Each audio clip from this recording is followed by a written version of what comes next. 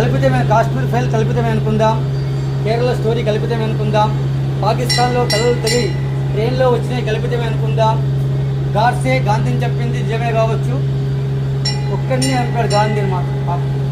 కానీ పాకిస్తాన్ నుంచి మన హైందవ తలలు ఎన్ని వచ్చాయో తెలుసా, ఎన్ని ముందాలు వచ్చాయో తెలుసా?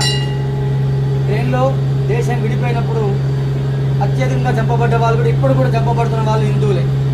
తెలుగు మీడియాకి విజ్ఞప్తి చేస్తున్నా, ఎవడో పచ్చళ్ళు అమ్మే వాళ్ళని ఫేమస్ చేస్తున్నారు, ఎవడో అఘోరి వేసుకొని పోతే దాన్ని వేసుకొని పోతే దాన్ని ఫేమస్ చేశారు. పశ్చిమ బెంగాల్లో హిందువులను పూచకోత వస్తున్నారు, మీరు చూస్తున్నారు కదా, ఫేస్బుక్లో, వాట్సాప్లో, కొన్ని టీవీలో తెలుగు ఛానల్స్ మాత్రం చూపెట్టలేదు. అవునా కాదా? ఇకనైనా మనం అందరం ఏకమై ఉండాలా. ఎందుకంటే అటు బెంగాలు, ఇటు కేరళ, తమిళనాడు కొన్ని రాష్ట్రాల్లో విస్తరిస్తుపోతుంది. మనకు రిజర్వేషన్లు ప్రధానం కాదు నాన్న బేట, మన సాంప్రదాయం ప్రధానం.